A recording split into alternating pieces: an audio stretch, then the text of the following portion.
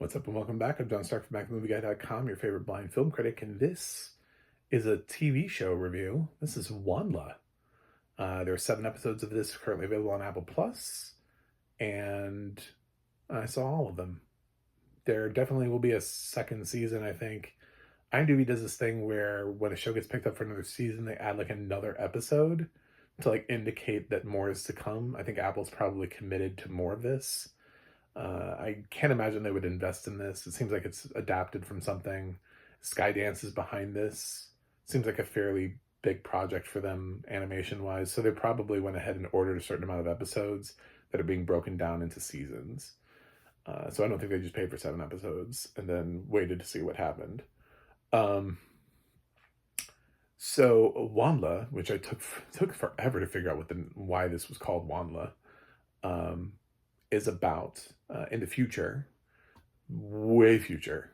Earth has completely. We did ourselves in, guys. We're done. I mean, this is like the worst case scenario of humanity. We're down into like in bunkers. We have robots that take care of little kids until they grow up to be a certain age so that they can go and hopefully recolonize Earth that would be safe for them to recolonize.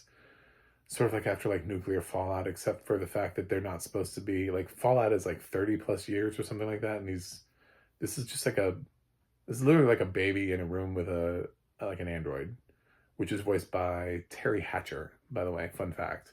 The voice of Mother, and this is Terry Hatcher. Other voice cast recognizable. I'll give him a shout out while we're doing this. Is Alan Tudyk, Brad Garrett, Shohei Agdashlu, just to name a few. Brad Garrett's really obvious, and so is Shohei Agdashlu. But Alan Tudyk is somebody who's very good at manipulating his voice and navigating. Honestly, I didn't catch it. Also, I did catch John Ratzenberger. He's in here too. So sort of like typical people you would assume would show up in something like this. So the main girl is Ava, who grows up and she has this little stuffed animal friend called Migo. It's like a raccoon, I think, talking raccoon, and it's like her one toy, and she spends all the time talking to it. And she grows up and all she has is Mother and Migo. Like, and then she grows up and she learns that when she hits her 6th birthday, she finally gets to start this sort of like education. And there's this whole like simulation room where she starts learning things about the world. And it's really cool. Like, it's like, man, this place is dope. Like, we may have done terrible to the planet, but we, technology wise, amazing. Like, the future is bright, technology wise. Like, Mother is so fully functional as an android. Great stuff. My only problem with Mother is that they show her needing to stand on a recharging dock in the first episodes, which they leave the bunker and Mother goes on the journey too, and there's no recharging stations for her after this. So no mention of it. Plus they're out in the open, so I don't think there would be. How long is her battery life? Do you know what I'm saying? Like, when she recharges, does it, like, how long did we think this through? It probably just shouldn't have been a recharging station. Like, just remove that concept from the show so that we never see it. Because I was thinking, I was like, is she gonna run out of battery? You know, what's happening here? But we just don't really like to address that. It is a kids show, so maybe they're hoping kids won't pick up on something like that. Also, I would say this is a older kids show. This is not for little kids. It does have a lot of action, peril, has some frightening scenes that would scare little ones. Dead bodies. One character almost gets dissected. Suggestions that things are being eaten by other creatures. Anyway, like, lots of things that you would not necessarily want like a 3, 4, 5-year-old watching, but you know, I grew up with like Transformers and GI Joe and stuff like that, with like action and people being shot at and explosions. And so once you get in like 6, 7, 8, yeah, you're probably good, you know. um I enjoy this as an adult because it doesn't play to the like the lowest common denominator. It doesn't. It's one of those animated projects that I think adults can actually watch with their kids. I don't know that it's going to be your favorite thing of the year. I don't think you're going to be like, it's either going to be this or Yellowstone. I don't know, but you know, I don't think that's going to be like the raging debate for you. But I think you can watch it with your kids. It's not like watching, I don't know, Blue's Clues, but um, eventually Ava. I'm also trying not to spoil the whole thing. So Ava does have to leave the hatch. In the process, she finds out there were more people like her, that her individual pod was actually originally connected to other pods. And something happened that caused the people in the other pods to all leave. So she's basically been left alone.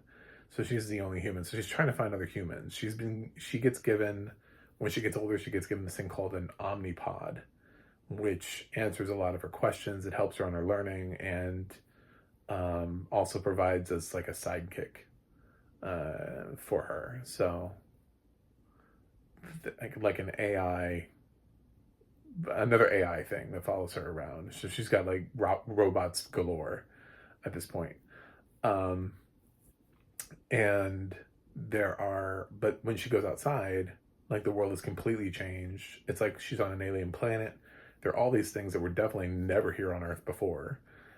Even if we were going with like radiation, it's not radiation. So what you end up finding out is sometime while they were under there, aliens did colonize our planet, thinking like it was barren, and you know we could they could colonize it. You know what I'm saying? Like oh, this is a so like if we found a planet and not knowing its history, like oh, people used to live here, things used to live here. Oh, where'd they go? They're gone now. You know, and then like they find out because they find like our stuff. But it feels like this is so far in the future that like when they pull out like a Polaroid camera and it works, I'm just like, what are we doing here, guys?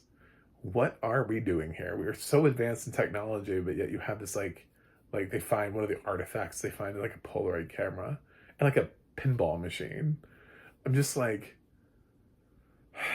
there are like some things like this show is so close to greatness, but it has problems. And one of the things I put when I was doing, because I also wrote about this as I was watching the episodes on my website, is it is a problem that's really sort of endemic, systemic, one of those three, probably all three, for all science fiction television, is when you get things that are way too resembling of human culture.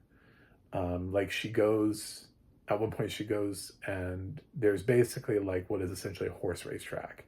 So they're not horses, they're like a different like alien breed, but they're basically horse. It's basically a horse race that she bets on. Um, and I'm thinking, I was like, well, we did this in Star Wars Episode 1 too with the pod racing. It's like things that are like uniquely ours. Like we live with animals, right? And you don't see animals like gorillas, like we're like, ooh, chimpanzees that can use tools. You don't see chimpanzees like finding other animals and like making them race around in circles. So there's no real reason to believe that like alien species would land on Earth and they'd be like, by the way, we also like racing. We like racing creatures and gambling on them in an arena type setting. So the fact that these things exist when we find out that basically there was nothing here and they landed and it's not like they landed and killed the humans, like were no humans, because basically the humans were living in bunkers. So the problem was, and what they're going to explore in season 2 is what happened when the humans came out, because Eve eventually gets some answers to her question as to where all the other humans are, but she still is sort of like the only one. And I think like the grand answer for this in the end is she really the only one? Or is she, or has she just not found anyone else yet. Um, so, like, how many pods across the entire planet? Because she hasn't really traversed the planet. She's just traversed like a location, like within her area. You know, there's no reason to, like, if we're in like the United States, for example, there's no reason to believe that like China's pods didn't work well. You know, and they're over there like hanging out in China, and they got like a like a human community that she just hasn't found yet. So, um, I think that's the trajectory of the show. She has some friends that she meets. One of them is Rovinder, who's this tracker. And the problem with that is, and this is what I have to get into about the audio description. If you've made it this far, thank you for making it this far, because this is where I have to savagely beat the audio description to the ground.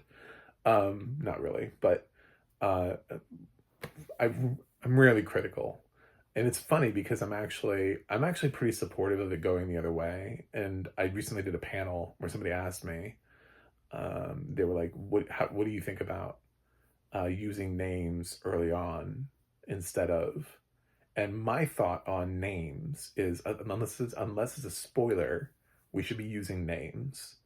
Like, there's no reason to just keep, like, you can describe somebody and be like, Paul, a tall white man with brown hair and glasses, wearing a red sweater, enters the room. You know, like, you could do that instead of saying the brown haired man wearing the sweater enters the room, and then us keep following him until somebody says Paul. Like 50 minutes into the movie, we just keep hearing the haired man with the sweater or glasses or whatever, which is what happens a lot. That's like an old school way of doing audio description, and it's really dumb.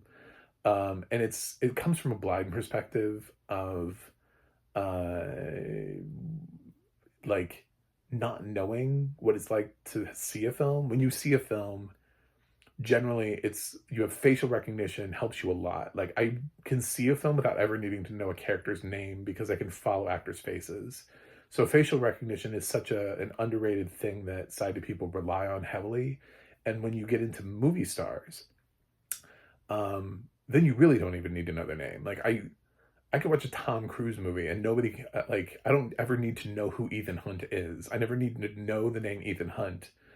I just see Tom Cruise in Mission Impossible. I could have done 7 Mission Impossible films, gotten to the end and been like, I don't know what this dude's name is. And people are like, I don't know either. But I know it's Tom Cruise. He's in Mission Impossible. You know? It's not a thing. Like, and people would enjoy the hell out of those movies. It's not something you think about that much, but for some reason we think about it. We overthink it on the other end. So my answer is, if it's not a spoiler, you should put the name. However, this show actually does do it the wrong way. When Ava first meets Rovinder, she can't understand him. He fixes that for her, but she can't understand him. He speaks a different language and she can't understand him. So when she's trying to introduce herself, he says something to her back that's like, shaka. You know, like, I don't know, it's like some word that probably means something else in his language. It doesn't really matter, because at some point when she starts to be able to hear everybody in English, all native tongues go out the window. So, but he gives her, and then she calls him that. But the problem is that when he appeared, we were given Rovinder as his name. So we already know what his name is. So we know that when she does it, so the gag that the writers went to the trouble of setting up, of saying that this is his name, is ruined, which is exactly what I'm talking about. Unless it's a spoiler, you should do it. So this is one of those weird cases where I actually would say, hold off on it, because somebody writing this script should have noticed that the intentionality of the script meant you're not supposed to introduce Rovinder as soon as you see him. You're supposed to wait until after, so that she realizes his name is not whatever the hell he said. So that way he can then introduce himself and be like, my name is not, it's Rovinder. And you're like, oh, great. Cool. And then from that point on, he's Rovender. Now, that doesn't really happen with any other character in the show, so there's no real reason to withhold the names of other characters. But they did actually try to do this one quirky setup thing where like the language barrier caused her to misinterpret um,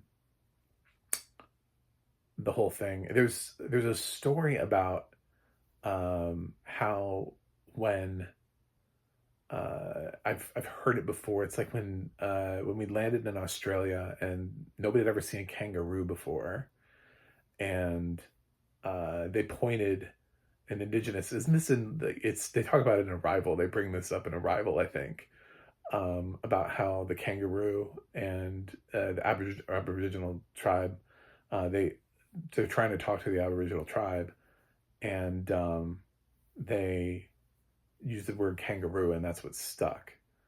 And so that became kangaroo. But later on, when we found out what it actually means in Aboriginal, that's not what it means. Like, it means something completely different. But because we just manifest destiny our way through life, we just assumed that they understood our English. We speak English loud enough at somebody, even though they can't understand us, and they'll figure it out eventually.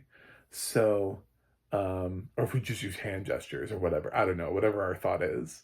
So that's the joke, but they ruin it. They trample the joke because we've already been told his name is Rovender. Anyway, so that's my story, and I'm sticking to it. I think Wandla is a charming show for kids. I enjoyed it. It does fall into a trap, but I can't hold it totally to it because sci-fi shows do this way too much, where we like travel to faraway planets and we're like, wow, this feels a lot like Earth. And you've never been to Earth. Why does this feel like Earth? You know? And we do that all the time, where alien races are just mimicking what we do. It's like, use your imagination, guys. So yeah, it's a charming series for kids that I think they'll be able to get. It's not so difficult that they can't follow it. It is like a little bit thematic. It's definitely like PG. It's not G. You know what I'm saying? Like in terms of like material rating, I don't know what's rated, but it's not Y. This thing cannot possibly be rated TVY. So this is not like a preschool show. It has some thematic stuff that you may not want for your little kids, and some sort of scarier moments, and yeah. So, but I think your older kids will be fine. Even like a 6 or 7 year old, I think will be fine. I just wouldn't show this to little kids. So, I'm excited for season 2. I think the story was set up well, and I'm gonna watch a kids' TV show all the way through. So, I'm gonna give Wandla a B+. That's it. Hope you enjoyed this review, and I will see you guys on the other side.